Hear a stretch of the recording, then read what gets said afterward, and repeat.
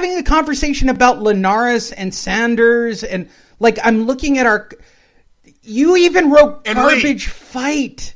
Like it's that lopsided, and then the bomb is dropped in our laps, to which everybody is just speechless. And the whole internet, the broadcast team, they all had Charlo winning. I haven't seen anyone. You know what I've seen on social media, Lee? People are happy Charlo lost because of his attitude. I get that. Right? I get that.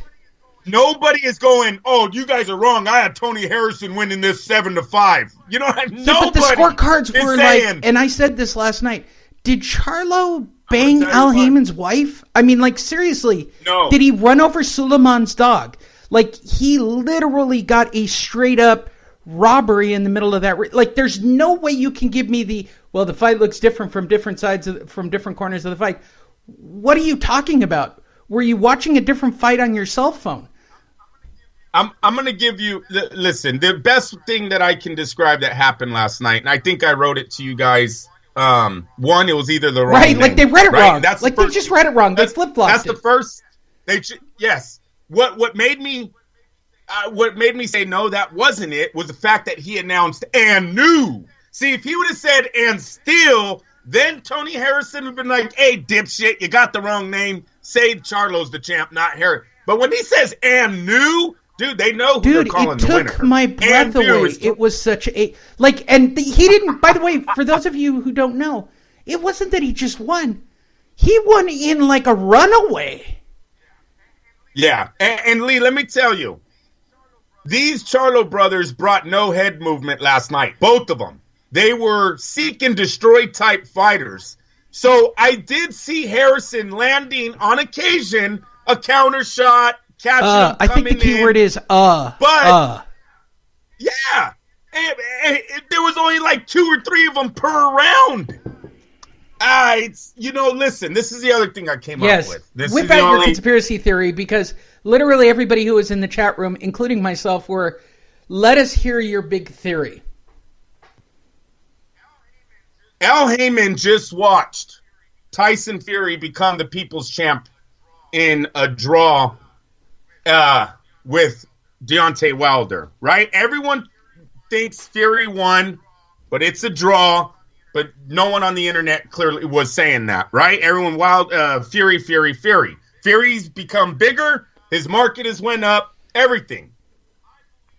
I believe Al Haymon needed to do something with Charlo, and another win against Tony Harrison wasn't going to be it. That isn't anything that makes him a household name. See, what I believe what he was hoping for last night was he was going to get the Tyson Fury effect, where such a controversial decision would be talked about throughout the boxing world the whole next day. Fuck all the other fights. There's literally flaws with this plan. Yeah, no. I'm with you. I'm with you. See, no, keep going. Go. I don't know. Listen. I like what you're laying out. Thank you for that. Let me find it again. I'll come back to it. You're laying out that. Wait, let me un-Andrew it. So the theory that Al Haymon had in his crazy mind as he flip-flopped the scores was that Charlo was such a douchebag and such an unlikable individual that by giving a shocking decision, he would be the most talked about thing in social media and throughout the world. This is a really good theory, by the way. Lee, this could have been, if it was a bigger name fight, this might be the worst decision in boxing. History. In boxing, it is. That. It's that obvious. It's that obvious, right? And that's what he wants all over the headlines. And I'm going to give you an example, you guys.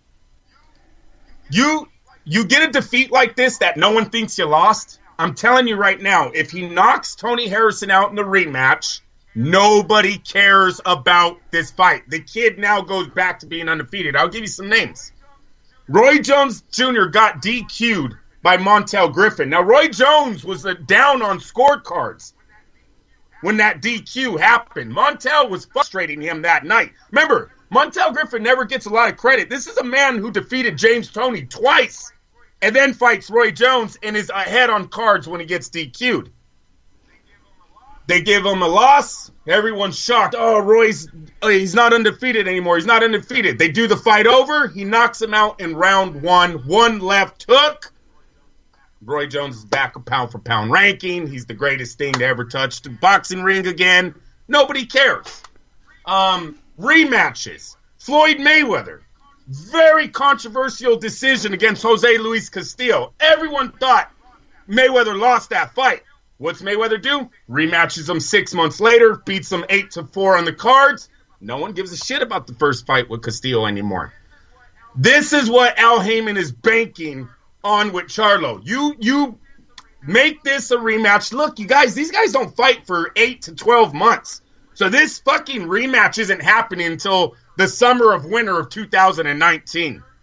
Jarrett Hurd will go on and fight his guys. No unification match. He still owns both belts.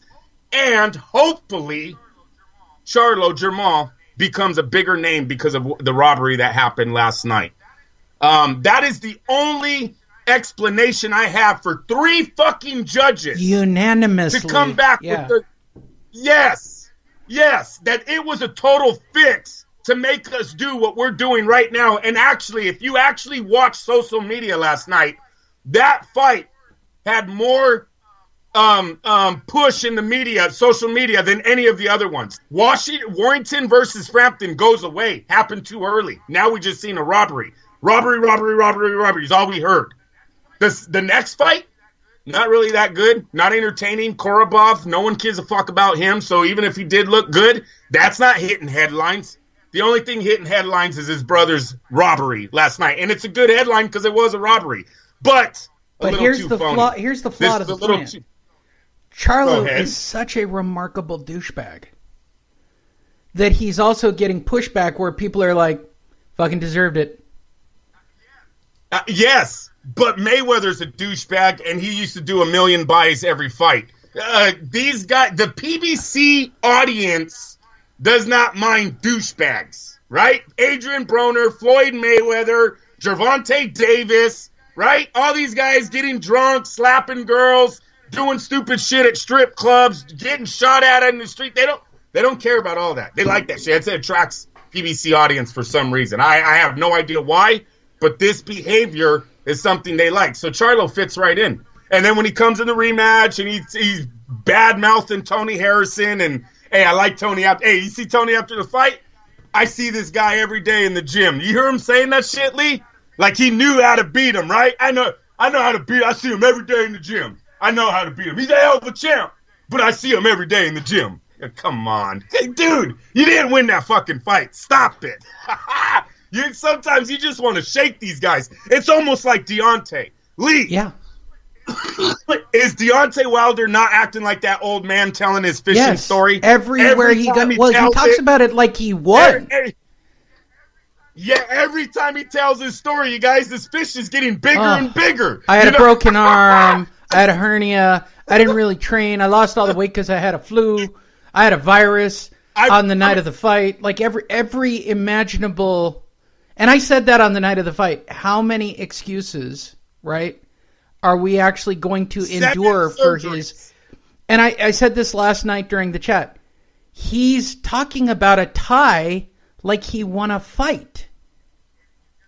And he's going to keep doing it. And I believe in his next fight, the PBC are going to take that 12th round and they're going to do their own special count of when he hits the canvas and say, look, he really did knock him out. They robbed him of a win, and they're going to move on from Tyson Fury. Tyson Fury might not get another shot at Deontay Wilder because the story just doesn't work right now. There's not enough money there. There's more money in the Joshua fight, they believe, because it really seems like Wilder and Joshua, and you were talking about this, Lee, that they want that unification before they want Tyson Fury to mess up their money. These guys are supposed to do one of the biggest heavyweight fights of all time. Tyson almost messed that up. He really did. And I think Wilder's side, they're not looking to do I don't think anybody wants Tyson Fury. Like, you don't want a piece of that crazy action. Like, he's made it abundantly obvious that he's going to be difficult for whoever gets in the ring.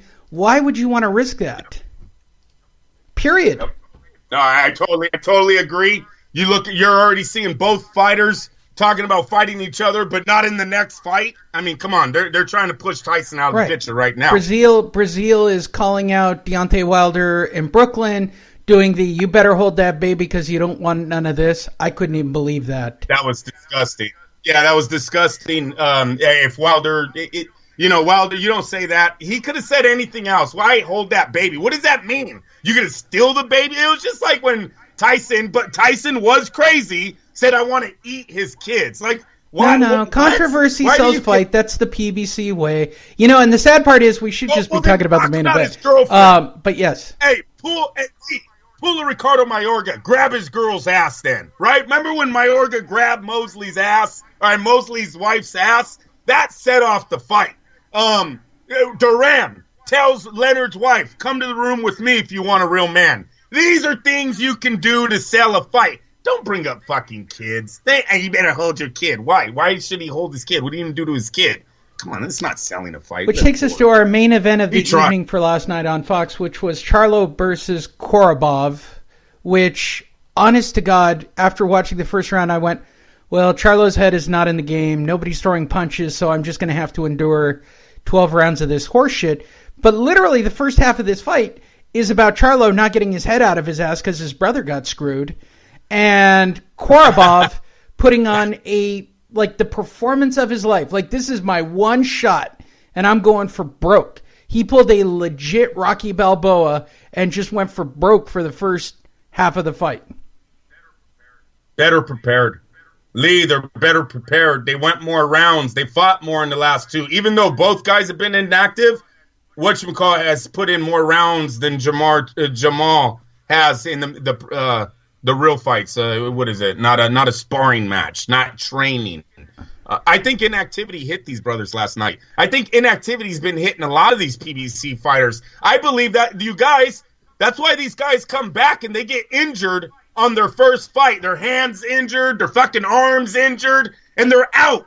It might not be a setup by the PBC just to keep them sidelined. It could be the fact of inactivity and trying to play a sport like professional boxing. But professional boxing is not something you just pick up once a year, right? That's not a good game plan to be like, yeah, I'm just going to fight the best in the world one time a year. This could be why we're seeing so many guys get injured on the PBC stable. But inactivity, I think, really caught up with the Charlos last night. No head movement. It's too much seeking to destroy. Lee, you heard me use the tomato can effect.